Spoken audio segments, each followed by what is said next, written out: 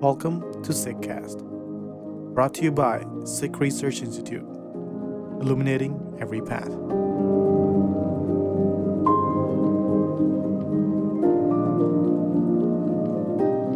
This episode of the SikhCast is from a live webinar titled State of the Panth 9, Women and Gender in Sikhi, featuring presenters Harinder Singh, Jasleen Kaur, and Manvinder Kaur. The event originally aired on May 6, 2023.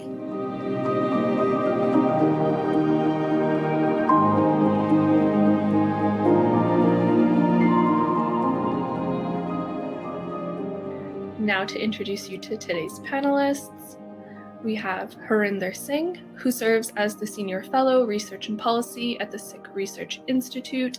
He's a widely respected educator and thinker. He co-founded the Sikh Research Institute and the Punjab Digital Library, organized the Free Akal Takht movement, and envisioned Kaur and Singh Academy.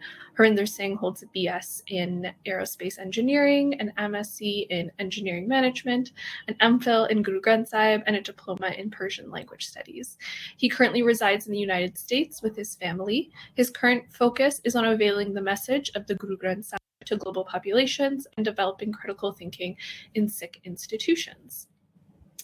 And we have Jasleen Kaur.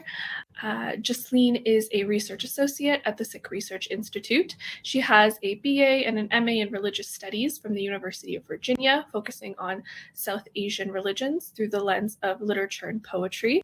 She's one of the commentators and trans-creators of the Guru Granth Sahib project.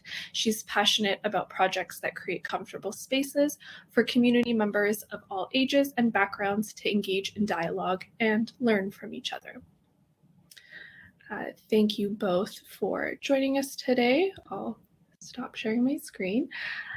So today's conversation, before we hop into it, some background on it perhaps would be helpful. So the Sikh Research Institute has released its 9th research report in the State of the Panth series titled Women and Gender in Sikhi.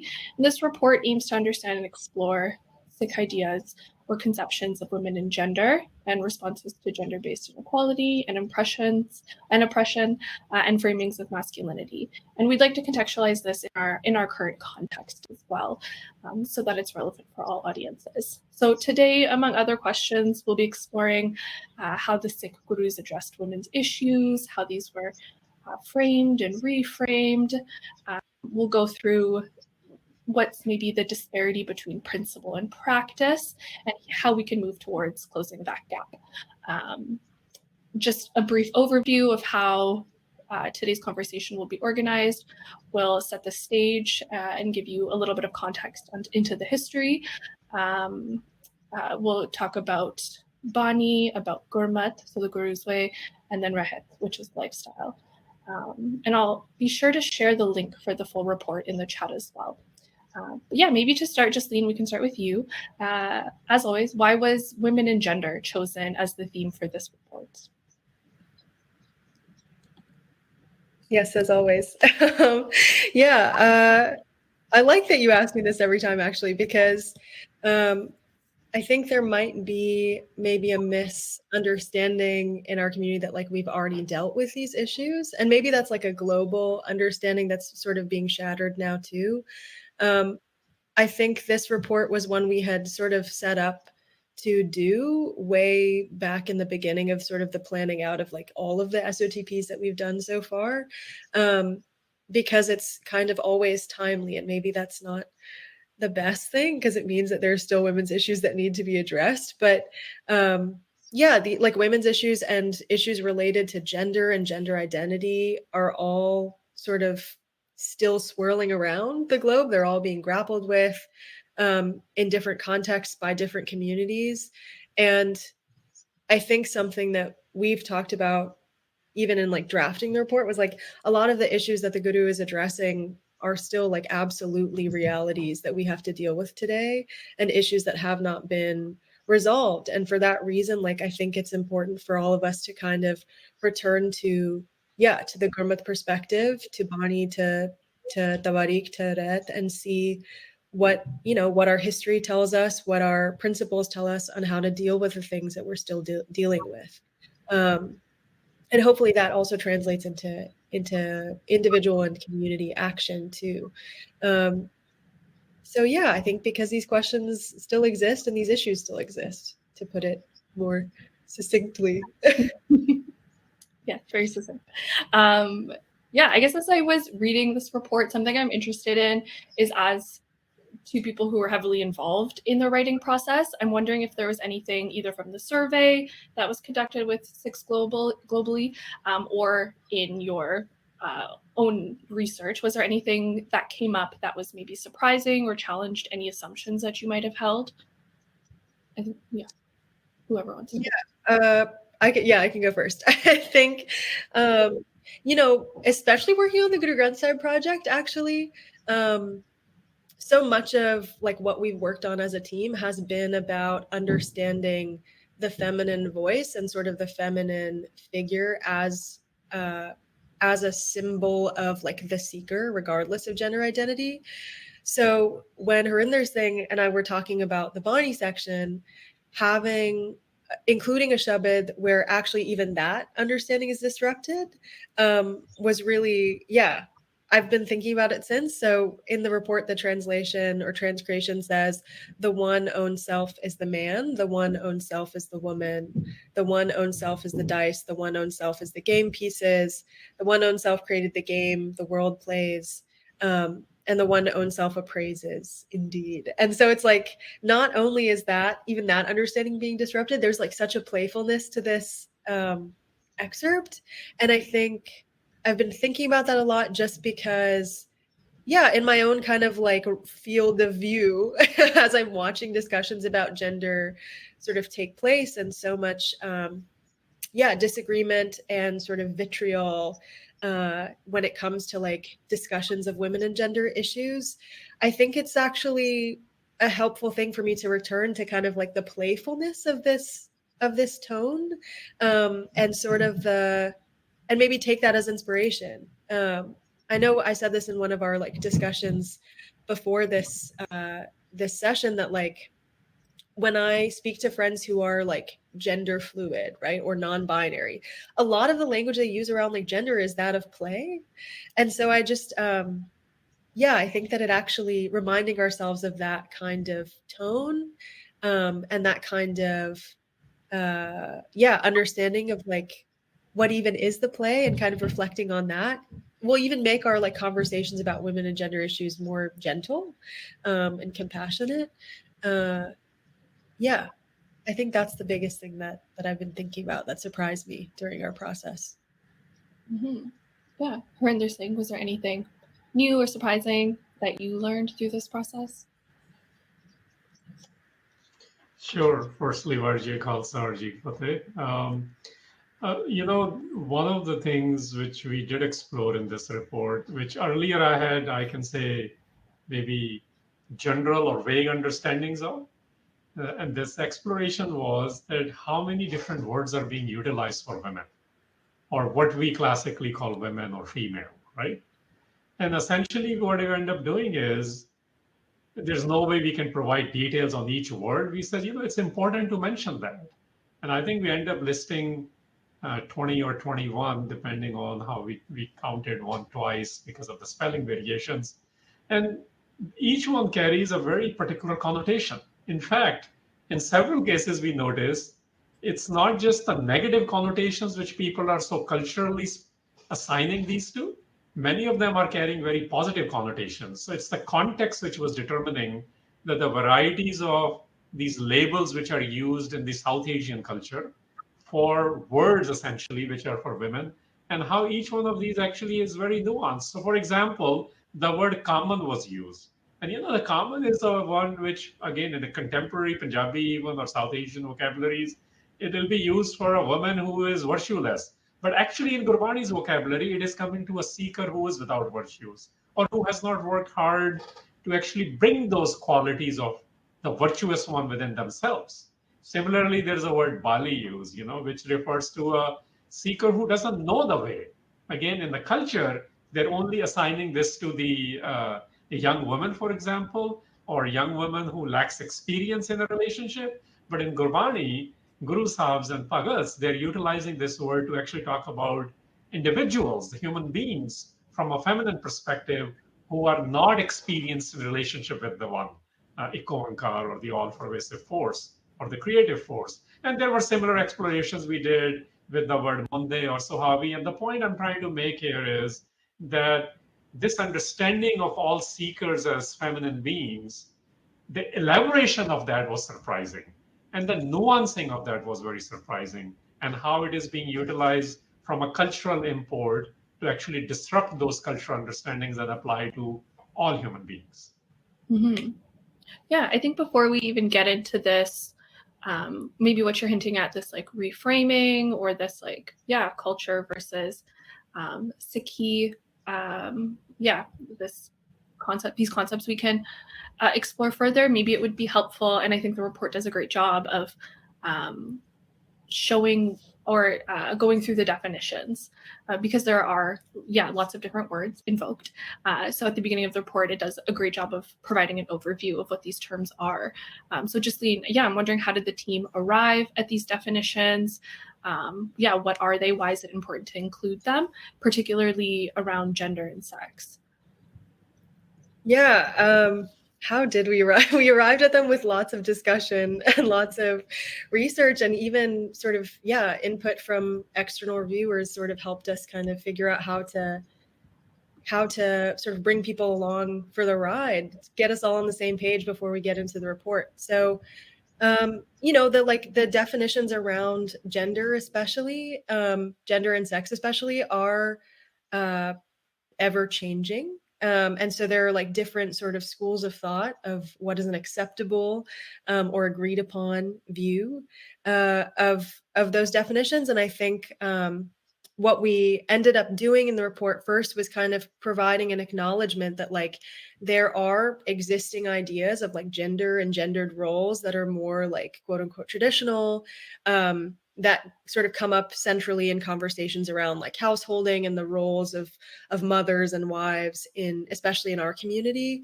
And a lot of times that's framed as like there's like a fundamental difference, and that's actually important because the sort of gender binary involves like kind of complementary sides of the same coin or something like that. So we acknowledged that in the report, and then we looked at like what present sort of discourse and research and scholarship says about gender and sex. And so we acknowledged those previous understandings, but we also pointed out that like that prior understanding is no longer primarily agreed upon by medical professionals, by academics in both the medical and social sciences, right? So we provided a lengthy definition, and I'll actually read it because I think it's important for us to all be on the same page, even in the webinar too. And I don't want to like changing one word can kind of change the whole thing. So we said for this report, when women are mentioned, we refer to all who identify as women, regardless of the sex they were assigned at birth. When we discuss gender, we are referring to the characteristics of women, men, girls, and boys that are socially constructed. So we're looking at a social definition of gender. And this includes the norms, behaviors, and roles associated with being a woman, man, girl, or boy, as well as relationships with one another. And then we get into like gender as a social construct and explaining that, and how even that sort of the meaning of like what gender is changes over time. So that points to that like fluidity that we sort of alluded to in the beginning of this session. So that definition is, when we refer to gender identity, we refer to one's internal experience and naming one's gender. While one's gender identity is informed by how one experiences external social expectations of gender being applied to them, we use gender identity to refer to our internal experiences specifically. So how do we identify? How do we name ourselves? How do we understand ourselves? So it's an individual's personal sense of having a particular gender. And in that way, every person has their own unique gender identity. And people may use more common identities to describe themselves. So like we have terms like cisgender and transgender. So I know that's lengthy, but I think that's important. And I think it's important to acknowledge that there are disagreements even over those terms, but we were trying to figure out, okay, like what is it that we want to offer that's maybe different from kind of the more common conversations that are happening. And hopefully, like, even if we disagree, we can kind of think through these things together. Yeah. Mm-hmm. Yeah. And as like shared before, it's a helpful way to set the stage, and to just bring everyone onto the same page so that they can move through the report in that way. But yeah, I guess in elaborating on the stage setting for our conversation, it's helpful, I think, for me to start with the Guru period and to understand what the popular or the dominant or the hegemonic ideas of women and gender were at the time, just so we can, just for like a contextualizing. So if you, take us back, if you could share some of these popular ideas of women and gender roles at the time of the Gurus. Sure, I'll try to keep it brief.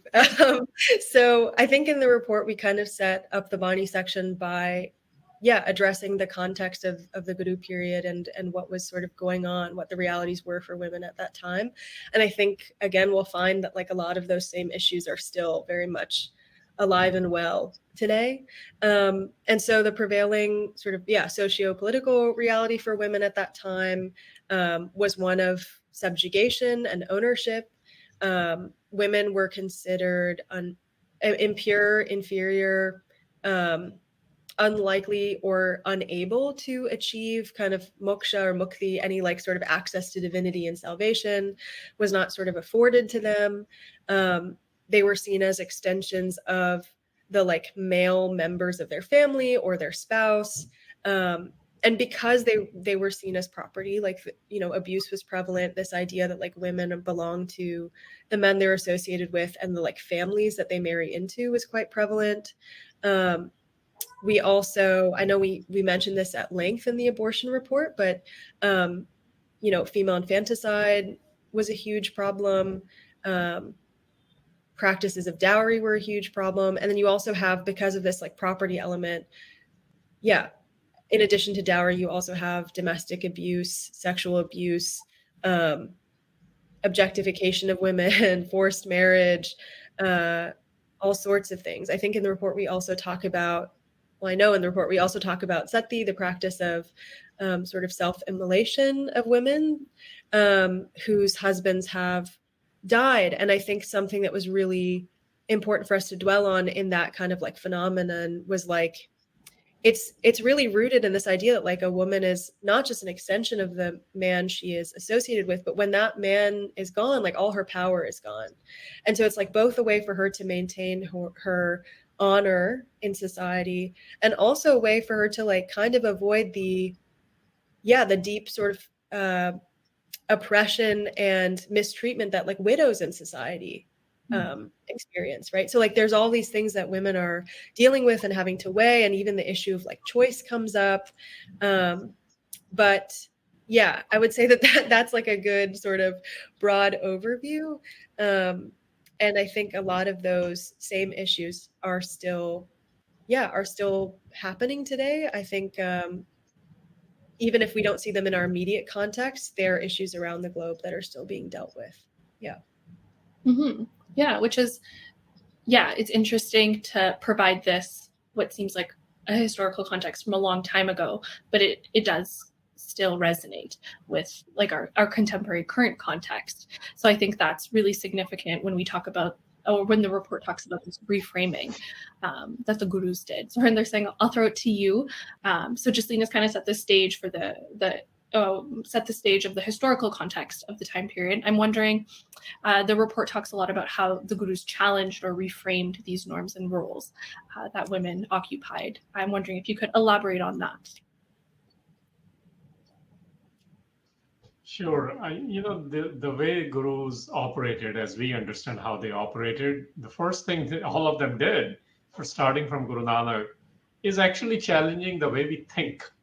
The first reframing through disruption actually occurred by challenging the current norms, the current understanding, the current thinking of things. So the placement of gender, and specifically women at the time, that is being challenged in what we now call scriptural traditions, what I like to call it a manifesto. So we are actually questioning the very basis of that understanding which existed. If you think about it, when you do that in a highly, what we now call, although I'm shy, I'm reserved about using these labels, but just to make it understandable and palatable a little bit, what we now call highly conservative society, highly patriarchal societies. And you do it from a religious perspective on top of it, because gurus were perceived as not just political, but also religious. And they're basically saying your framing is wrong. We don't agree with this framing. This whole idea of the way women are presented, their role in society, their capacities in societies, their spiritual capacities included. So to put it blanketly, if you think about it, the way we present women is being challenged, and that's what gurus did. And the second thing then you do is, once you have disrupted that idea, then you bring it in practice. So each single one, through mandate, through personal life, through personal behaviors, they demonstrate it to the public. Again, the demonstration is my way of presenting, but they lived the reality of what they talked about. So essentially, this idea of a Koankar gets presented in a women's perspective as well. And the way gurus did this was by saying, look, equality, the terms we use, equality, equity, things of that nature, they're being discussed at that time. 555 years of this is going on. I think that would be called very progressive in today's terms. That would be considered very anti-establishment in today's term. That would be considered very feminist in today's terms. So that's what gurus did. And then the mandates came, within their lives, within their households, whether it was through their sister, whether it is through their daughter or daughter-in-law or spouses. So because that's the first political subunit is family. And within the families, the roles of Bebe Nanki to Mata Kiwi to Mata Mansa Devi, Bibi Pani, Mata Damodari, Mata Gujri, these are some of the very common names, and we have tried to articulate some of that in the report, that as these, Mata Sahib Kaur, all the way to Guru Gobind Singh Maharaj. So the mandates gets created, which are being practiced in their families, which are being practiced in the Sangats, or what we now call, there's a community building happening, and the nation is starting to say, see that this is what Sikhs do. So the gurus did it by two ways. They challenged the very premise of how women were presented, and then by creating mandates to make it a lived reality. Mm-hmm. As you're speaking, I'm thinking of, I know, there are like many, like mental health terms that get thrown around, and maybe this, is irrelevant, but what you're describing sounds a lot like modeling. Like if you want behavior to change, you have to model the behavior that you want to see. So it's that like, don't do as it's like do as I say, not as I do, but that generally we know it doesn't work. So what I'm hearing is a lot of modeling of behavior that they wanted to see. Maybe helpful in like putting it into our contemporary context. And like, sure, if I may, so I would say it is actually, there is no private and public space differentiation, because this is something which we talk about in today's terminologies a lot too. So what you see in his private practice is what he's doing publicly, and what you see him doing publicly, you're saying his private practice. In the case of gurus, and the Sikhs who are adopting the lifestyles of the gurus are doing the same. So the larger culture is not changing. Even their clans or their families may not be changing, but there are few who start to change, and that few become some. And this is how it goes from individual to society and what we now call the Sikh nation. Mm-hmm. Yeah, I think that's an important caveat. To kind of this example that I shared. And then I guess turning back to Jasleen, I'm wondering, what does this look like in Bani? How are women invoked in Bani? Yeah, it's a big question. There's many ways. I think Harinder Singh alluded to one in the beginning of the call. If you download the report and you look at it, there's a page where we have a whole table sort of mapping out the ways that like women are invoked as symbols for the seekers in relationship to the beloved, to Konkar. So I think that's one huge one, and we see that, as I was alluding to, we see that on the Guru Granth Sahib project too, and a lot of the things that we're working with. I think it comes up a ton. that paradigm. But I wanted to talk more specifically about how like the reality of kind of like the subjugation or oppression of women is addressed in Bani. And so the thing that I think of in terms of like purity and pollution is the body of Asakivad that talks about Siddhanavani, which is this act of like washing the head when you are menstruating, and there's all these kinds of rituals around that natural cycle because women are deemed to be polluted or impure when they're having this like natural menstrual cycle. And so something that we talk about in the report is it is easy to kind of read that as like, okay, well, the Guru is saying that like women who are menstruating are not polluted, and that's true. But it's also a larger statement about like the paradigms of pollution and purity in general, right? Because we know that women are not the only ones who are subjugated, policed, oppressed by those paradigms. Which, makes me think that it might be good to mention that our next report coming down the line is on caste and race, right? So like this is something that permeates society and is used as a paradigm to hierarchize society and to police certain people and keep them from certain, dignities and rights. So I think that's a really important example that maybe is like familiar to a lot of people, but it's one that I think about quite often because I think even that sort of ideology of purity and pollution very much like permeates our consciousness, even when we maybe don't want it to. And then I think aside from like kind of the multiple words that are used to reference the seeker as like the feminine being, we also have invocations of specific figures. So we talk about two figures in the report. One is Mata Kivi and one is the courtesan Ganika. And like the point of those invocations is to make a specific statement about their lives and about the way that society treated them. And I know I talked about Ganika in the sexuality webinar. And I'm going to stop myself from talking about Mata Kivi because I know you're going to ask me about her. But those specific invocations are used to more generally make a point about sort of the material realities of women in society, and maybe and also to subvert kind of those paradigms as they are experienced. Yes, that's all I'll say about that. Thanks. Yeah, I think as we were chatting in like preparation for this webinar, I feel like a conversation about gender in Sikhi can't be had without invoking the why call her bad from Her Kings Are Born. I think even as Mother's Day looms close, I feel like that quote or this passage from Bani gets taken out and posted and shared, and for like various reasons. I know a lot of people they find like a lot of power from this quote. They feel it's like very liberatory, and then there's also like a popular critique of it that women like are their only purpose is to bear sons. So I would love, and I know like the report does this great job of contextualizing this line, so I'd love if you could share a little bit about that. I won't go off on too much of a tangent, but what you said is important. I think when Harinder Singh and I were doing like a teen course a while ago, many years ago, this verse came up, or this line came up actually out of its full context. And a lot of the young women in our class, 15 to 17-year-olds, were like, they made that exact point that you made of like, well, it kind of seems like we're only worth anything for our ability to reproduce and to like create life.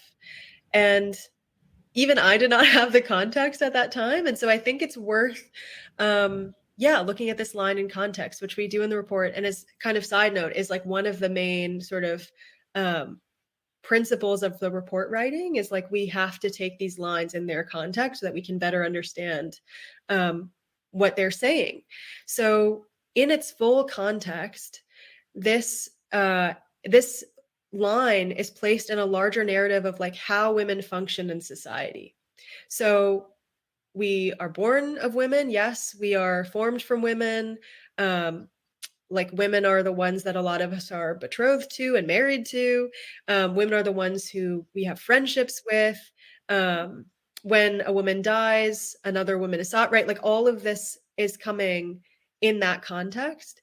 And then after the statement that only with a woman is the foundation of a disciplined household life laid, then comes the line, why call her bad, from whom even kings are born. And then after that, from a woman alone, a woman is born. Without a woman, no one is born. So the way we talked about this in the report was like, yes, that is one of the many functions that is listed off as like, yeah, how women function in and sort of uphold the systems and relationships that exist in society. So it actually becomes a much more powerful statement in its full context, because women are seen not just as reproducers, but as like foundational to the all relationships that we have in society. They become the nucleus of this kind of system around us of like human relationships. And this idea of like, from her kings are born, we understood to be like, okay, what is a king? What is a sovereign? It's like this idea of like the potentialities of like not just power, but also sovereignty and rule come from women. And so I think that this like larger statement that we make in the report is worth stating again here, which is that like every role in society starts from women, every code of society, every social system, every potentiality, and then sort of in a by transitive property, like every system of governance too. So this larger statement is actually much more powerful if we look at it in its entire context. And I think if we do that, those questions of like, okay, am I only just like a vessel to put forth life? I think that gets addressed then, because it's not a reduction of women to that role. It's actually a much larger exploration of the various and sort of multifaceted roles that women play. And the overarching theme is that like they're pivotal to the just like functions of society, which I think is really powerful. Yeah. Mm-hmm. Yeah. I'm just reflecting on how, why and how certain things get pulled out and become kind of a part of this wider discourse. But yeah, I think it's super helpful to have the context. And even as you're speaking and as I was reading the report and as like historically in my life, I've read about gender in Sikhi, it sounds just like so deeply what we might call like progressive or maybe to use words like left-leaning or liberal. It sounds, like really liberatory. And what is written, it doesn't always match what's practiced. And then this makes me think, is our interpretation of Bani, is this maybe a product of our time? So that's a question I have. Like, are we, is our interpretation a product of our time? And I'm wondering, they're saying how the team addressed that, how folks addressed that as they were reading or as they were writing the report. Well, first thing is that every interpretation is a product of its time. And not only a product of its time, it's actually a product of individual or that team's experiences and understanding, which are constantly evolving because knowledge is evolving and one hopes the experience is also evolving. So of course, they are founded in the individuals or teams' capacities and experiences. So that's a given. Now, to the larger question, I think what you're alluding to is, are we being too, because this exists, and this is one of the critiques people do of us, that we are being too progressive, we are the leftists and this and that. Actually, it's none of that. These are the labels, and we don't want to subscribe to these labels. I don't want, and the reason we don't want to do that is, let's look at the original. What we are presenting is, what does the original vocabulary say? So if gurus are using a feminist vocabulary in original form, and those who have interpreted this, especially in English in last 70 years, aren't they the ones who have done the disservice? Because we are not the ones changing the vocabulary. They've actually skewed it. Actually, let me use even an example of what was just shared. One of the most powerful lines in that Pando Paudi or Pando Salok of Asa Ki War, which was just referenced, is Pando Challe Rah. It rarely gets talked about. That the way continues because of her, because of woman. I mean, that to me is essentially saying the life will stop if the women weren't here. That's the level of credit we have to understand. The world populations, the knowledges, the AIs of today's world, whatever you want to call it, everything will stop if there was no woman. So are we making it liberal? No. Are we making it left leaning? No. If anything, I'm saying people who have done it before, they've skewed it too much. We're trying to go back to the original. And in going back to the original, it is focusing more on the ideas rather than the labels we have them today. So that's one response. Second response I want to give is, look, most of the interpreters, most of the people who are learning these things, the language is missing. I'm not claiming that I have a better language skill, that our team is perfect at it. Of course not. But we are working very hard to go to the original and the language. Even the earlier thing which Jasleen referenced, which we translated as being, the one is the female and the one is the male, and the interplay of those. Even the word male female becomes restrictive and we have to think about it. So when it's saying in original, for example, it actually says ape.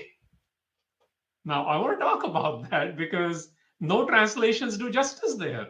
We have started assigning a gendered form of whatever quote unquote God is. We try to ape actually is a self-reflexive pronoun. Even today, the word ape is invoked by Punjabis and South Asians either for themselves or for the divine, like Koankar. So there is an incredible richness to these words, and we must not restrict them as much as possible. I understand the limitations of language, but what we are trying to do is provide context to it, come closest possible to the original idea, and not just make it based on the men who have been interpreting it and the men who have interpreted primarily in last 100 years in writing. And we are trying to go back to the original vocabulary. If that makes us progressive, perhaps it is progressive, but I don't want to call it just that, because words like liberal, left, and progressives are dichotomous to conservative, right, and things of that nature, which have their own ideologies. Sikhi is independent of all of that. And in that independence, sometimes it sounds like we are left-leaning in some conversations. Sometimes it sounds like we are right-leaning, but that's the wrong conversation. This is the Sikh leaning. In the Sikh leaning, there's a disruption on this idea of gender. Gurus identify themselves as female, although their assigned sex, as we would call it at the birth, is male. So that's the disruption, and that's the nuancing in the relationship, in the seeking, which is what Bani is providing to us. Thank you. I feel like I have like a lot to reflect and think about after that. I think I do a lot of like self-blaming when people pull that specific line out. And I blame like people who share that.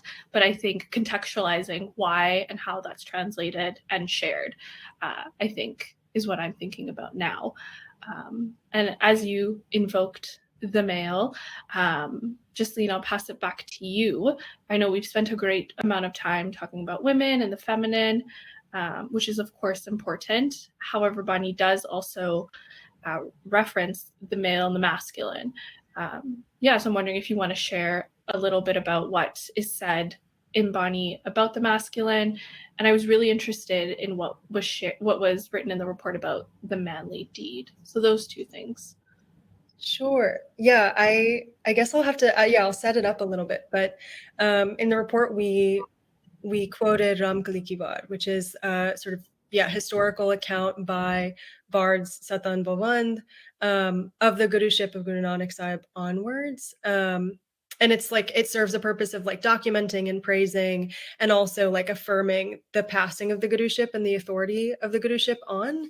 And so in the excerpt that we included in the report, Satan Bhavand mentioned two things. They mentioned the importance of Mata Kivi in the sort of like trajectory of this history, which I'll get into in a second. And then they also refer to Bhai Lehna or Guru Angad Sahib as having sort of done a manly deed.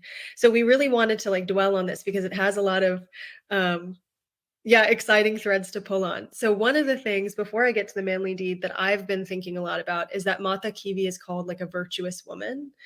And even that idea is sort of subverted because when we think of like what a virtuous woman is and kind of like traditional sort of patriarchal ideas of what it means to be virtuous as like as a woman in society, it's about sort of like how you reflect on your family and how you act in the world in a specific way, and it's like don't be too much of this and be more of it, it's like that kind of same sort of like policing that we talked about earlier. But Mata Kivi is a virtuous woman because she has provided like shade, like leafy dense shade to all, and that kind of gets at this idea of like, in a way, sort of what we talked about in Asakivar, right? Like she becomes sort of the nucleus of community for a lot of people who are part of like the Guru's, devoteeship, discipleship. And she also is involved in sort of like the business of nurturing them and maintaining that community and nourishing them with langar. And we talk about langar as just like a lot of times like free food, if we're being honest. But she is a virtuous being because she is pushing forward this institution of langar that is actually historically one that does not allow women within its confines. And she's continuing with the Guru's vision by taking that on. And I think that's really important. Now, to the manly deed. So in the last two lines of Ramkali Ki War, Sata and Bhavand, of this body of Ramkali Ki War, Sata and Bhavand say, Pe Kabul Khasam Nal, Jan Ghal Mardi Ghali, Mata Kivi So Soy, Jin Goy Utali, sorry. So we translated that or transcreated that as Lehna became accepted by his master when he performed the manly deed. And the husband of Mata Kivi, which is how Guru Angad Sahib is referred to, is the one who has uplifted the universe. There are so many things about this that are like deeply revolutionary to me, and so like vastly ahead of their time. But I think first we can start with the word manly. So when we think about, just as we think about what it means to be a virtuous woman in a very specific way, we think about what it means to be a manly man, or a masculine man in a very specific way. And the Guru and Sata and Bhavan are reframing this idea of like manliness by talking about like the virtues that Guru Angad Sahib has cultivated within himself.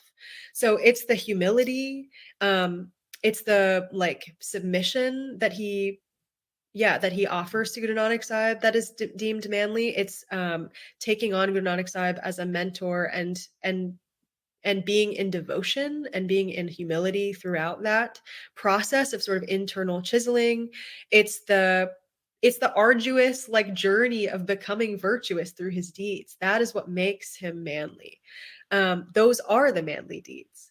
And so that reframing, I think, is so beautiful because I think sometimes we only think of like masculinity or manliness in a way that's actually deeply harmful to people who identify as men, right? Like it's all this rhetoric of like, don't cry, boys don't cry, don't express your emotions, like all of these things that are deemed soft, we take away from the men around us. And Sata and Bhavan are actually emphasizing this reframing of what it means to be manly in the world by talking about like, it's actually like this devotion, this humility, and this cultivation of virtues. I think that's so beautiful. And if you'll allow it, I want to talk about that last part where Guru Angad Sahib is referred to as the husband of Kivi, of Mata Kivi. In our process of even writing this report, we talked about like the kind of running joke of like when George Clooney is in the news, it's never like the husband of Amal Sachedina, who's like an accomplished human rights lawyer, right? It's Amal Sachedina, despite her accomplishments, is just listed in the headlines as like the wife of George Clooney. That's like this common joke that's made. and it's also like rooted in reality, right? So this question that we talked about earlier of like, how are women being framed in larger society, and that involving a kind of belief that women are not just property but also like extensions of the men around them, for Satan Bhavan to actually subvert that and refer to Guru Angad Sahib as the husband of Mata Kivi, I think is deeply, one, ahead of its time, and deeply like revolutionary. It's something that we should, think more about. I'm definitely thinking more about it. She's an important figure on her own, in her own terms. And actually it's association with her and her seva and her nourishment that is noteworthy, and her role in furthering the Guru's revolution that is noteworthy. So I think that's just something, even thinking about that for more than 5 minutes reframes my like thinking for the whole day. So I would encourage people to visit that page of the report. Both of those, that small 2-liner has so much in it for us, I think. Mm-hmm. Yeah, and I'm sure, there's a number of people who have joined us today. So I would encourage them, as we kind of move towards the end of the conversation between the three of us, please share any finished or unfinished questions that you might have. Jasleen and Harinder Singh will be happy to answer them as much as possible. I think to maybe segue our conversation into gender and gendered roles, it's come up a number of times. So Jasleen, I'll keep it at you. I'm wondering, what does Bani say about gender? When is gender specifically invoked? And maybe it would be helpful to bring us back to that definition of gender that we shared at the beginning. Just to keep everyone on the same page. Sure. I'm not going to read it again because it was so long, but I'll just try to summarize it. So for the purpose of this report, gender is about one's internal understanding of one's gender identity. And it is understood to be a social construct and a product of kind of, the social forces around us. So when we talk about women, we're talking about people who identify as women, personally, not how other people identify them.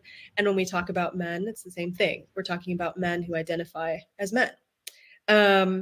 So I think the biggest thing that I want to talk about when it comes to gender being invoked in Bani is, again, kind of this idea of like disrupting binaries, and the playfulness of that disruption, I think, is really, again, really important, can maybe help us reframe our tone in some of our own discussions about gender. So it's important to like understand that the Gurus do refer to gender as like socially constructed binaries that are familiar to us as like the norm, as part of our like lived reality.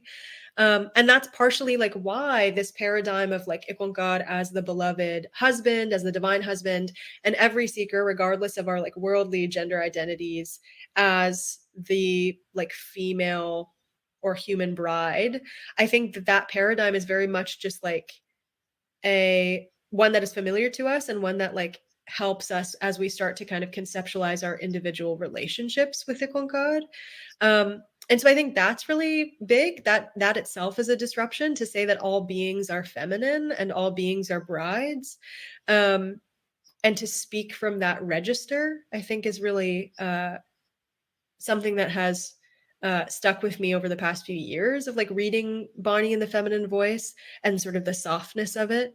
And it's not that like the reality of relationships between like men and women is being erased. It's just that we are being asked to kind of zoom out of our like material realities to understand things as more vast. And when we talk about like, what is this play, that's also something that's being like sort of urged, is so that we can kind of understand what's happening in front of us, but also zoom out and try to understand like the play that's going on.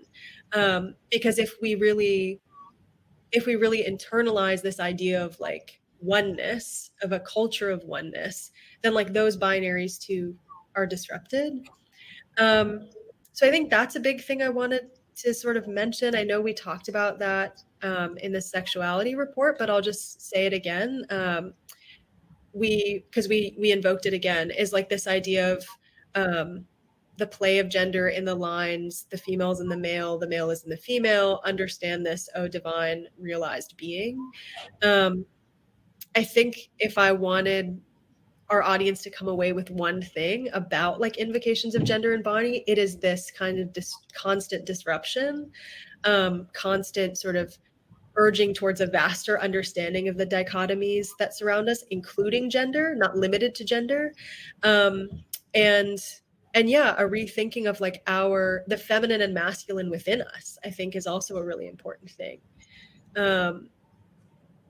When we talk about like toxic masculinity or masculinity as a negative thing, I think like maybe what we miss in that conversation is actually the way that we're supposed to be cultivating both in a healthy way within us. And even I know even both is like playing into that binary, but using my human brain and in the human world, we are being asked to cultivate both those elements within us and also to transcend them.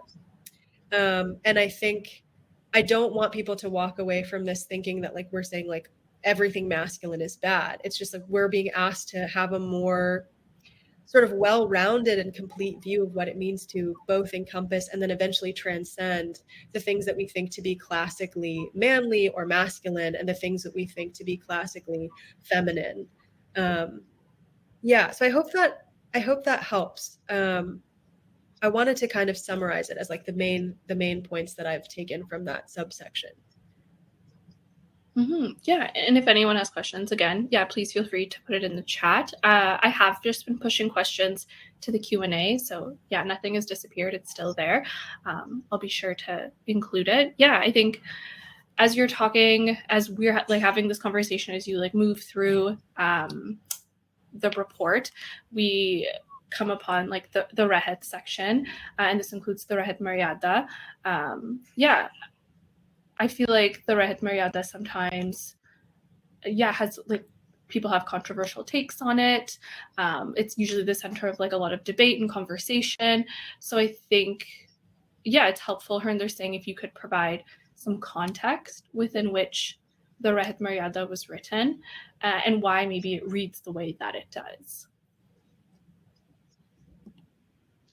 Well, Manvinder, everything is controversial. I don't think that's the issue. People are trying to make Sikhs into what we are not and keep calling us other religions. So I think what we need to understand is the reason we provide the Rahit section, which includes Sikh Rahit Maryada, but it's not limited to it. Rahit is about the lifestyle. So what lifestyle became part of the Sikhs? Because when we are talking about lifestyle today, we are also providing the major diaspora countries where Sikhs live in and how women and gender are being perceived in 2023 there. So when Sikh Rahit Maryada is written, it's the early 20th century and how women and gender are being perceived then. And that's the context of Sikh Rahit Maryada, which is based on our secondary traditions. This is how, because early 20th century where laws are becoming very big, including in India, this is the first time Sikhs are being defined for the election purposes. So this is during that environment that some codification is coming around, which is bringing in ideas of Gurbani, the precedents from the Sikh history, from our secondary text traditions, from the Rahatnamas and things of that nature. And in that time, they're trying to write, because it is a man's world as much as it is today, it was even much worse for women. Women didn't have right to vote even back then. But when this is being written, they still focus on, and this is what we need to understand, the number one issue they focused on is, what we today have it, UN still runs a campaign called 50 million missing women. So the first thing they were tackling really is how it is being abused by men and women as being partners in making female infanticide still a biggest crime. And it's zero tolerance is presented there, and it very much tackles that. And the second issue it really tackles in a big way from a gendered violence angle, if you want to look at it, is in female infanticide, and second is on adultery. And remember, adultery in early 20th century, and even now to a large extent in South Asia, is primarily how men abuse that privilege. So it actually is directly taking this on, and to write this as being part of a code which we practice, and we have zero sort of a tolerance toward killing of women, and of its most modern forms, and then back then it had its own forms, was vehemently countered, where we were told not to associate with people who do that. So that's the early 20th century part. And obviously, it's men writing. Obviously, it is a first draft being written in the contemporary Punjabi, which was only loosely translated into what we may classify as a really bad English in 1993, I think it was, by one individual. So even the English version, take it with not a grain of salt, but a couple of bricks of salts, because it's a translation problem. On top of it, it is men writing. This 20 plus person committee writing was all men. Women were only two consultants of the 100 organizations they had. So that's the context. But it largely gets things right. It largely takes on how men have been abusing this and how the culture has been abusing and been creating this violence against women, or their rights being violated, sexually speaking, as well. And that's what it does. That I think we need to understand this context really well. And obviously, if there are going to be changes, which we haven't been going through, we haven't changed the way we haven't even figured out how to run a Sarbat Khalsa. And you think we have figured out how to revise our codification from early 20th century? Of course not, because our systems of governance are broken. So it's in broken systems of governance, this document of early 20th century, if we take it in spirit and ignore for the time being, because of the limitations I just mentioned on the language, I think we will be able to capture much more out of it. Mm-hmm. And then maybe building on, I have another follow-up question, but building on this limitations that you just brought up, maybe Jasleen, what are like the other limitations to the Rahit Maryada? What does it maybe miss? Yeah, no, thanks, Harinder, for that context. I think that, to me, that answered a lot of it. I think the specific things that we point to in the report are twofold, right? So one is, again, this sort of implied understanding that women are extensions of the men to whom they are either married to, or the men who are in their family. And so there's like this issue of agency that I think comes up when we read the Rahit in our current context and understandings. And I think what Harinder said is important about like understanding the context in which it was written also helps us to kind of not be so up in arms about it. I think the first draft of my writing about the Rahit was a little bit too aggressive, if I can admit that. But I think that's really important to hold those two things together, right? So like progressive for its time in so many ways. And now a lot of time has passed and our context has changed and our understanding has changed. And so this question of like where women's agency sort of appears in the Rahit, I think it's not really acknowledged in that way. And I think the second thing is about just kind of the tendency in the at least in the translation to invoke Sikh when we mean Sikh men. And I think that's something that a lot of us probably understand to be like part of our current reality too, is like when we think of like what a Sikh looks like, even if you Google Sikh on the internet, most of the photos that come up are like turbaned men. And that's great. But also like there's this kind of like erasure of like where are the Sikh women, and why when we invoke Sikh are we assuming that we're only talking about men, and why when we're invoking women are we invoking them as the wife of a Sikh or the mother of a Sikh. And so I think that that's a really important thing for us to think about collectively, and it's not just a problem in the Rahit. I think that's also something that we have internalized, not just because of the Rahit, but just because of the global issue of like women's issues in the patriarchy. So even I have to kind of unlearn that as a Sikh woman. But that's all I'll say about that. Mm-hmm. Yeah, I feel like at the beginning when I was engaging with gender and Sikhi, it was very much like I didn't even want to engage with the Rahit Maryada, but I think it's important to and understand like what it does contain, what its limitations are, and maybe is like, yeah, challenging this dichotomy of like, this is a good text and I want to engage with it. And I have deemed this a bad text and I don't want to engage with it. Yeah. But it's like important to engage with it all and take it with the bricks of salt that Harinder Singh is talking about. And then I guess, yeah, just building on this theme of dichotomies, something I think a lot about are cultural norms and Sikh principles, because this dichotomy or this hierarchy, I feel like is often created, especially when I'm talking to people. They're like, oh, that's a problem because of the culture. Like Sikhi says this and the culture says this, and these like maybe problems exist because of cultural norms. And I know, yeah, culture gets invoked in the report, of course, and then Sikh principles get invoked, and the task to like separate the two is so messy, and I don't even know if that's possible.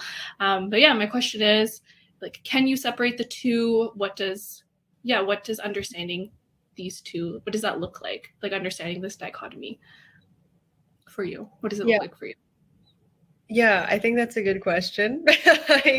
I think we kind of, in our discussions in the report drafting process, also kind of came to this conclusion that like there are clear differences in culture and sort of religious principle or practice.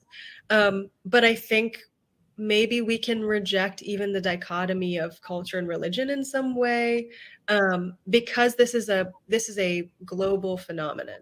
So I think part of what we worry about when we're talking about like South Asian culture or Punjabi culture is that we're making, I think you said this, Minder, actually, like culture the scapegoat, and just like everything it's blamed on cultural norms and context. And also when it comes to being sort of not of the global hegemony, right? When we are brown people in the world, we worry about making our culture seem regressive or backwards.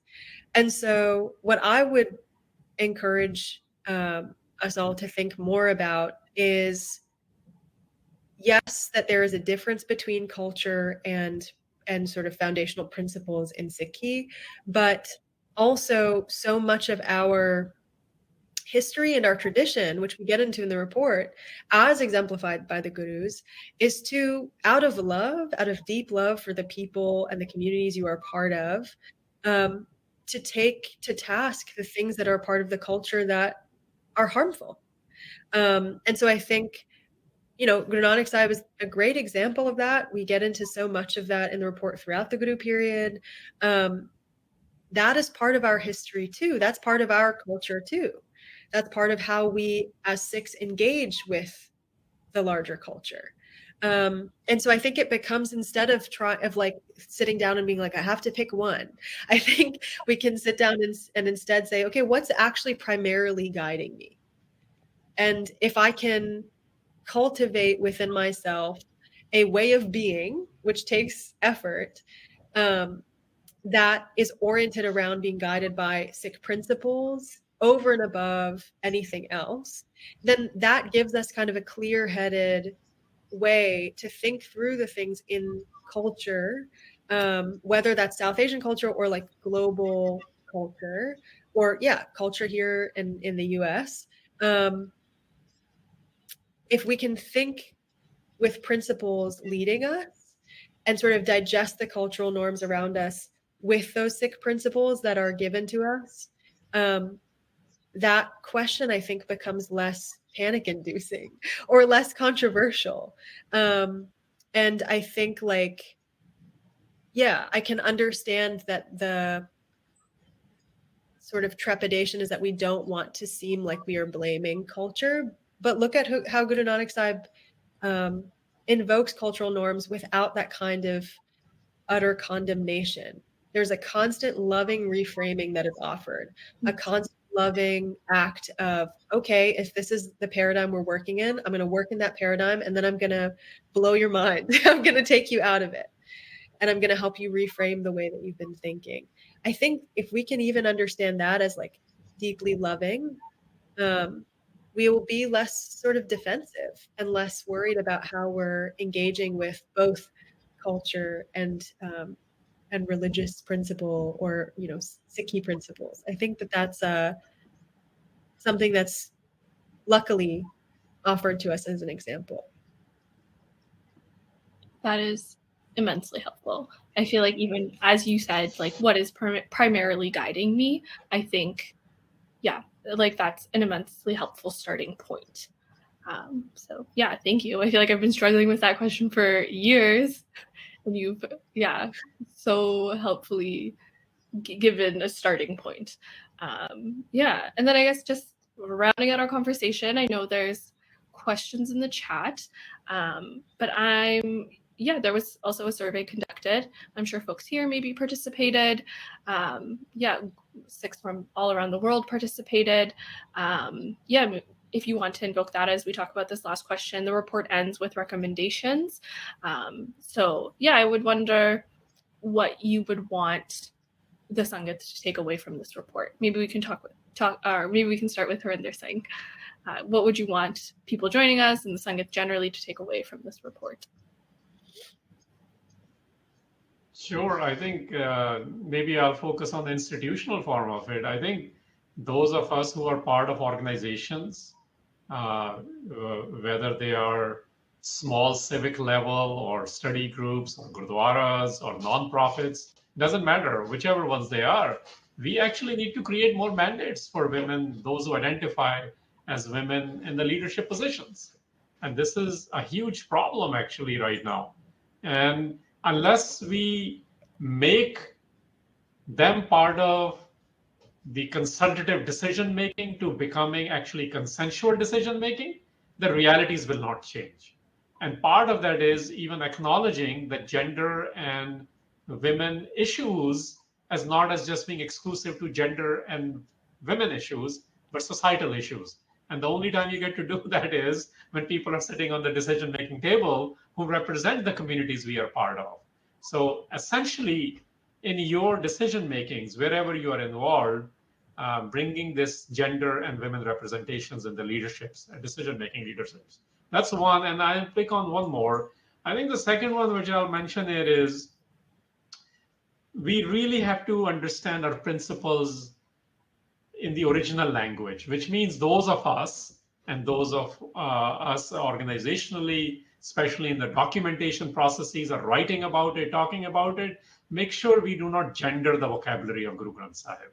We have to provide context to it, because that forms our basis of what the world calls now our conception of divinity. And if we actually make our conception androcentric, then our behaviors will remain androcentric. That's part of the larger problem. That's the first thing Gurus tackled. That's why it's how we present ourselves, how while we navigate what we keep calling our cultural things. And one way to navigate that today is let's navigate the 2023 issues, which UN keeps highlighting on gender and women. And they have gone from, in last 20 years, from equality to equity issues. And the way we will be able to make a meaningful contributions is that we must go back to the original vocabulary, provide the context to that vocabulary, and not gender it. Yeah, I feel like that was definitely one of the main things that I had to unlearn, this ungendering of Bani. Jasleen, Kaur. Yeah, I guess I'll focus on the individual. I think maybe part of the reason we didn't mention much of the surveys because a lot of it was sorry, I'm just gonna try and come into focus. A lot of the we'll just deal with my blurry face for now. A lot of the survey results were actually not super surprising, right? So the vast majority of respondents see that there is a gap in practice and precept. The vast majority of respondents believe that masculinity is prioritized in Sikh spaces. It's 88% of respondents acknowledge that is a reality. And so I think maybe that's why we didn't mention it, but I think also I would want people to know those statistics because maybe especially as like women, and maybe I'm just only speaking for myself and I'm fine doing that, but I think sometimes it feels outside of the scope of reality just because of our own experiences that like nobody else is seeing that this is an issue, or that people just think like women should fix it. And something we saw in the survey is that like 96% of respondents said, no, this is a Panth issue. This is an issue we all have to kind of commit to addressing. And so I think that's a really encouraging thing. And so based on that, because y'all said you're going to commit to it, I think as individuals, we have a lot of work to do, right? So like what Harinder was saying about reflecting on like the principles that are actually given to us in Bani, actually trying to understand what those look like in our own relationships with our own gender identity, and also in how we just like talk about these issues with other people, and treat it with sensitivity and care and compassion. I think that's a really big one. I think part of what I said earlier about sort of locating precedents and how to deal with these things we struggle with, whether that be women and gender issues at large, or like culture versus religion questions at large, right? Like all of these things are things we have great examples of in our history. And then I think in a really practical way, and again, I'll take it back to some of the discussion I remember from the teen course, because I think they asked really good questions. Is like, what does it look like for us if we're saying this is a Panth issue and we're committing to solving it regardless of how we may identify gender-wise, right? So like men and women and non-binary folks are all saying we need to fix this, or at least start to address it. What does that look like in like Sikh spaces? So at institutions, yes, mandates are really important, but like a scenario that I think about a lot is like somebody in that course was saying like she sat behind the Guru Granth Sahib and someone told her she couldn't. And that doesn't happen everywhere because principally it doesn't make any sense. But the conversation then became, okay, well then what is the response? So if I'm in the Sangat and I'm watching that happen and I feel that I can say something or do something, am I going to do that? And if I'm a person who identifies as a man and I see that happening, do I think that it's not my responsibility to say anything? Right. So there are these questions about like, what does it mean? We throw around words like allyship and accomplice, I think was another word that was used back in 2020 when we were distinguishing between those things. But it's like, what does it look like to support each other through our actions too? Not just to do that internal work, but to also understand that like, if we're all committing to this together, we're going to be put in kind of uncomfortable positions sometimes. And we have to kind of navigate that as a community in support of one another unconditionally. And so I will leave it at that. I think there's a lot of work to be done, but I really am encouraged by the responses to this survey and even to this webinar. So thank you everyone for joining us, and I'm excited to hear the questions. Yes, there was a very lively discussion happening in the chat. I was also surprised by these survey results. It was very like affirming to see that everyone also saw this as an issue or a challenge that we had to work on together. There are questions in the chat about if this webinar will be available. It's being recorded. It'll be on the YouTube page. It'll be emailed to you if you registered for this webinar. And the raw data and the survey results are also available on SikhRI.org. So hopping into the questions, the one question that was asked at the beginning of our conversation was that Navneet was interested or curious as to why the gurus use the feminine voice or stance when referring to seeking the one or the relationship with the one. And as a clarification they shared, is the feminine voice used as an outright rejection of societal norms? It doesn't seem like a sufficient explanation, and they're seeking to understand how the feminine is being used in relationship to the divine.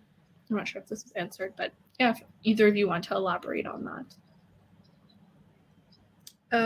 I can start, and then Harinder, I'd love for you to jump in. This is something we talked about too when we were drafting. I think this question of like, what is the value of occupying that version of the self, if I can say that, like occupying that voice to get across certain messages. So when I think of like, I know I've probably talked about this so much across like SikhRI platforms, but but when I think about Kuchaji, the Bani that of Guru Nanak Sahib, where he invokes this feminine voice and identifies with the voice of the Kuchaji, the like unvirtuous bride, and kind of lets us into a deeply intimate and vulnerable expression of longing. I think that like there is something about the feminine voice, especially in Rag Suhi, especially when it ends with Jio, that like really it gets to an emotional part of us that it like surpasses the logical. I think like we as human beings, and even I catch myself doing this, I'll like read a shabad and I'll be like, okay, but what does it mean? And sometimes when we are reading shabads that are coming from the register of the feminine voice, so bluntly and honestly expressing longing, yearning, separation, it just hits us in a different way. And I think that like it comes back to this idea of like the Guru is not saying like I'm disregarding all of the realities of what it means to be a woman in society. There is something about the experience, the material experience of women in society that allows for us to express ourselves in a different register to men. That's not to say that there's inherent difference. It's that we have taken, like I said about emotions and men before, like we have taken particular ideas of what it means to be a woman and what it means to be a man and placed those ideas on one another societally. And so, as a woman in the world, the way that I express myself might be deemed more emotional than men in the world. Or when it comes to like all the men in my family who are and were big criers, that's seen as like a weird thing, right? Because we have these ideas of what that means. So the Guru, I think, and we can't say for sure, obviously, but I think there's like a something of great value to a voice that has not been stripped of its ability to express emotion, if I can say that. And identifying with a paradigm like Kuchaji Suchaji, like Guru Nanak Sahib does reframe our ideas of what it means to be virtuous and unvirtuous, graceful and ungraceful, connected with the husband and disconnected with the husband, right? These are societal designators that are prevalent at the time that put women in particular boxes that assess their like value in relation to their husband. And even that's being turned on its head. So yeah, I think like we can't know for sure, but if I think about the shabads that are invoked in that voice, it's often to express something that gets beyond logic and sometimes also to express something that is hard for us to hear because there is a softness there. I don't know if I think it was a two-part question, but I don't know if I answered both parts or if I only stuck to one. Harinder Singh, do you have anything to add? Well, I dare not try to answer why gurus do that. Jasleen just shared varieties of our understandings. Those of us who are engaging with this. But I think within the report we actually mentioned one citation, which I will invoke here. And like, who gets to figure this out? And that part, this is what we are after, right? We don't know for sure, but we are exploring, we are learning, we are seekers. What it says there is, because this is the dichotomy, right? This is the binaries which we are caught up in. These are today's vocabularies, purkh and nar idea. And it actually says that, purkh mein nar mein purkha, bujo brahma gyani. This, you can say man and woman and man, or male and female, or female and male. And what is this? Bujo Brahmgyani, the one who actually has insights on the Brahm, on the transcendent one, on the supreme one, they get to figure this out. Because the rest of us are ourselves caught up in binaries, whether the binary we just invoked of the gender or the binaries which were earlier invoked on this whole thing about left versus right, they're not our terms. Gurbani doesn't have those terms. We end up using these terms because we are interacting with the cultural norms of today, or when gurus are interacting with the cultural norms of at that time. So people who get to figure this out are like what is and what is the ones who are actually gaining insights from their relationship with the world. I'm just scanning the remainder of the questions. Sorry. Yeah, we have about 10 minutes left. And something we didn't talk about, I guess in regards to hegemony and just context, is colonialism. And I think a lot of these remaining 3 questions, I think that would be relevant to this. But I'll read them aloud and maybe you can put them together. But one of them is, this one is specifically for Harinder Singh. It comes from Ranjit in New York. They share, feminist is a 20th century term. My apologies, but this is the term you have applied to the Guru's philosophy. There are some radical political associations, of course, with this 20th century feminism. Maybe that is why your views may be considered left-leaning. I believe Gurbani can be explained in its own context. So yeah, not really a question, but if you want to elaborate on that, or provide context. I think we were challenging all these terms. So let's be very, very clear. We are already saying that these are the terms we invoke because we are trying to grasp with them in the realities we live in. Gurus don't use this. But just like, and let me use another example. If you go in a particular social media ecosystem today, like in some Twitter spaces, they make us to be very machoistic now. Now, are we going to say that Sikhi is machoism because some people present it as such? No, because Gurbani doesn't say that. So people are always going to be grappling with the ideas of labels. Now, in this particular case, there is a label of feminism or feminist. Look, Sikhs need to become comfortable with this word. We need to become comfortable because we, in fact, ask this very question because we know this is an issue in our community. And it is not really about that we are endorsing a particular ideology called feminism. We understand all ideologies are loaded. All political and religious ideologies of every century or every decade are fully loaded, and they have their own presumptions and action items and doctrines. But we actually invoke this because this has become, feminism is not just Gloria Steinem way or the earlier 20th century and the colonial. It's what Guru Nanak is doing. So we are sharing with you.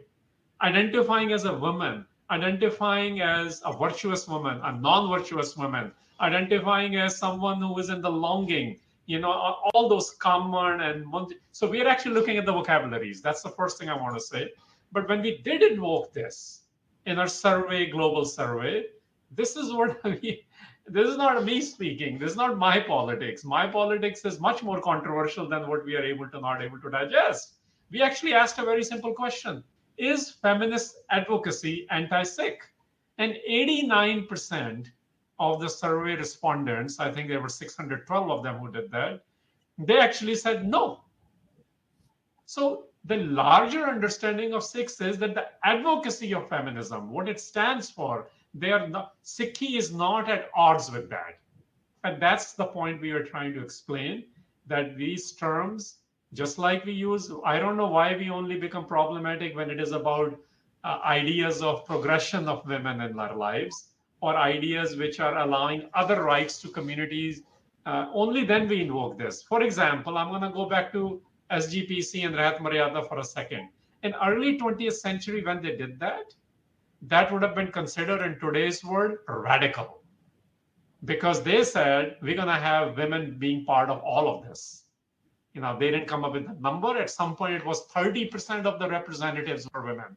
Now, when Guru Nanak or Guru Amar Das Pasha, for example, appointed 3 of the Manji heads as being, like Sikh ambassadors, you can call it, including the one of Kabul, that would have been considered radical, not just progressive or liberal.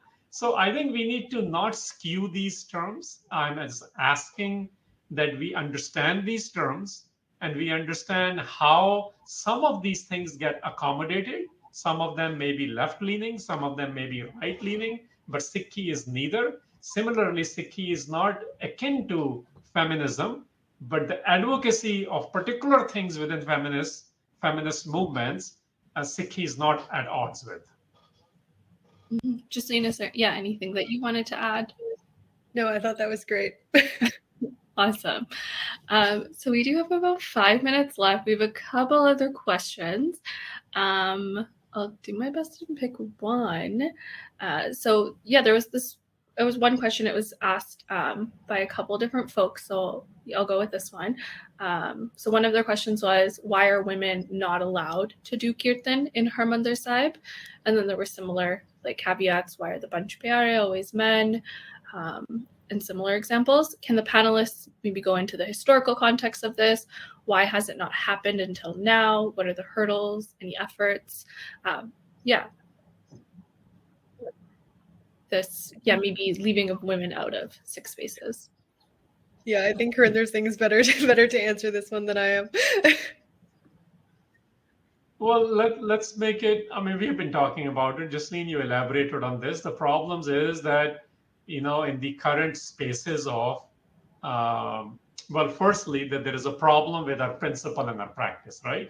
So we should be applying this from a 20th century advancements we made to where we are now. So I'm going to actually give a much more real example of those two questions. And it's going to bring in this idea of left and right together as well. Okay. So Panj Pyaras and women in Panj Pyare.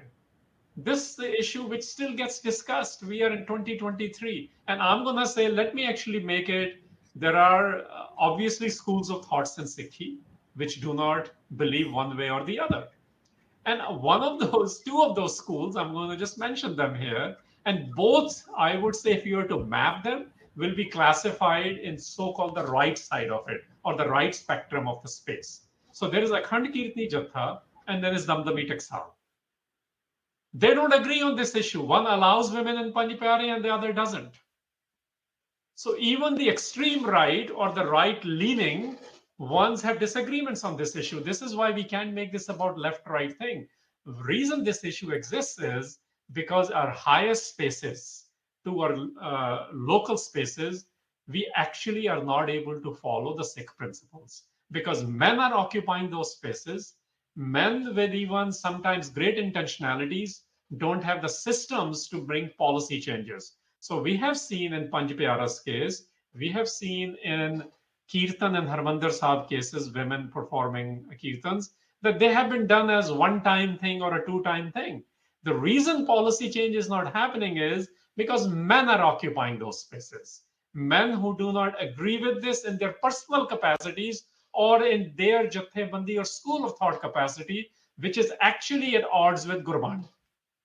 So here lies the problem of governance. Here lies the problem of mandates, which is antithetical to Sikhi, but it is part of that cultural norm coming to odds with and occupying the spaces which are not allowing the Sikh principles to be lived alive at a Panthak level, at a larger Sikh level.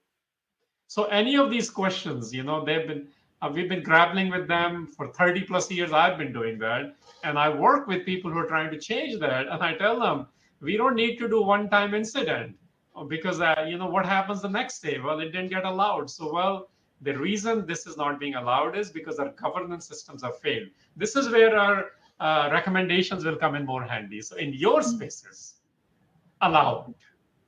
Like I remember, I think I shared this one time in 96, I think it was, there was Amrit Sanchar and they had asked me to help organize that. So I did. And I included 2 women. I don't even want 1 woman because I don't want this as a tokenism. It's a mandate. Why is this as an issue? We should be looking at people who are available and find the most qualified candidates and not the ones who prescribe to, again, a particular look only, a particular traditional and machoistic look only, because where will you put women? And this is where in the report, when we chose to describe from Guru period till end of 20th century, or actually, last couple of years, we profiled those women who countered these things, who countered the stereotypes, who countered the hegemonic culture, because they were supported by the gurus and the ideas of the gurus. And we continue to see those, but they're just not being supported enough in the community. So again, coming back to it, these problems will continue because we have a governance problem. we have a representation problem. And in the way to counter that is in our personal capacities, do it in your home, do it in your organization, and that will start to change certain habits to undo what we have done, what we have messed up in the last 100 years. Mm-hmm. Thank you, Harinder Singh. I know we're running out of time. I'm wondering, if there are any last remarks, either Jasleen, Kaur, or Harinder Singh wants to share. Otherwise, I'm happy to close this out. Today's wonderful conversation. I guess I would just say download that report, take a look. There's also a long video too if you don't feel like reading, and you can take your time with it. I think what I would encourage is, I think sometimes when we think about women's issues, it's cyclical, or at a particular, during Women's History Month, or at a particular time when we want to think more deeply about women and women's issues. I think this is a part of our collective sort of journeys as a Panth, and also part of our individual journeys in our relationship with Kaur and with the people around us. So I would encourage that those who have joined us today and those who are watching later on, that you take some time with the report and see what work you are going to start doing internally and externally, because we all committed 96%. So that's what I'll say. Awesome. I think, Amanda has shared the video in the chat if folks are interested. Harinder Singh, anything else that you wanted to share or add? Well, eventually it's the personal level of satisfaction we are trying to develop. Only then we'll be able to do public sort of changes in the policies we don't like. And in that regard, we got to understand the principles within Gurbani. As much as I say history is important, but again, yes, it is very important. It provides us context and practices which get challenged and sometimes not challenged as well. But still, they will always be incomplete. The Bani part is where the completion of principle comes in, which will allow us to apply it in the context we live in. Otherwise, we will try to keep the 18th century alive or the 14th century alive. That's not the work. The work is, there was a colonial question you asked. We are having coronation today. Can you imagine that? Where now the holy water is still being brought in, where they don't know how to deal. People don't realize everything is political and everything is religious. And everything, even today, the King of England is being crowned. Well, he's already, that happened today, is just a formality. But he's also the head of Church of England. So similarly, all sorts of, you can say, corruptions or regressive practices exist, but people love their royalty. Well, guess what? We are all human beings. We have similar problems. We have royalties or leaderships in all our communities. If we want to figure out how to make them go in a positive way, make them become current, then we have to understand all principles. So I got to bring it back to the realities we live in. Gurbani matters most. That's where our paradigms comes from. And then last part I'll say is, I think one of the survey questions which we didn't get to talk about, which was the most informative for me, was actually when we asked people about what is their relationship with their gender identity. And see, this is where things are. We are actually not sure and comfortable with what our relationship with ourselves is. Whether it means me, I, vis-a-vis, the one, the Ikowankar, the force, or me, I, vis-a-vis the society where we are dealing with now the gender fluidities or certain, or other ideas of gender discriminations and things of that nature. Because I am not comfortable with my relationship with my gender identity. I think if we can focus on Bani to build that, we will be able to figure out how to make all these ideas relevant to our realities, and then hopefully find a group of people to go change a particular policy which is in contradiction to the Sikh paradigm. Sounds like you've given us all a task. Thank you. It's an ask, because you said if there is an ask, you get to act upon it in your capacities, or you get to reject it. I'm on that journey. I find people who are on that journey, and we'll keep doing that. And I think that's important because look, let me mention one more learning. As we are writing these reports, we are pretty transparent about it. We realize we need to ask people we are writing about or some representations of them, and they help us actually think about this more. I mean, none of us, we don't pretend that we understand these things. We sometimes don't even know certain things because we are not feeling those pains or those discriminations. So we go back to our number one principle, Ikowankar, this oneness, which is not vague. So if we want to get rid of this vagueness, it requires us to listen to other pain points. It requires us to deal with our own pains. And that's sort of the work. And we try to do that as we evolve in these understandings. Amazing. Thank you so much. Yes, and I know I'll just point out that there was a comment here saying if the data from the gender survey, if it was in graphics or visual format, it is. It's at the end of the report. So there's some, helpful graphics there that you can share with people that might be interested in viewing it in that way. So I'll close out today's conversation. I know we went a little bit over time, but thank you everyone for your questions, and I apologize for anyone whose questions we weren't able to get to. On behalf of SikhRI, I thank Harinder Singh, Jasleen, Kaur, and R.E. Sangit today. Thank you everyone for tuning in and for spending this hour and a half with us. Please tune in for our next live webinar, which is on May 20th, titled Guru Nanak Sahib, the Revolutionary. You can sign up at sikhri.org/events. Again, thank you so much for engaging in conversation, for being here, for spending your Saturday mornings with us. That's all for us today. Vaheguru Ji Ka Khalsa, Vaheguru Ji Ki Fateh.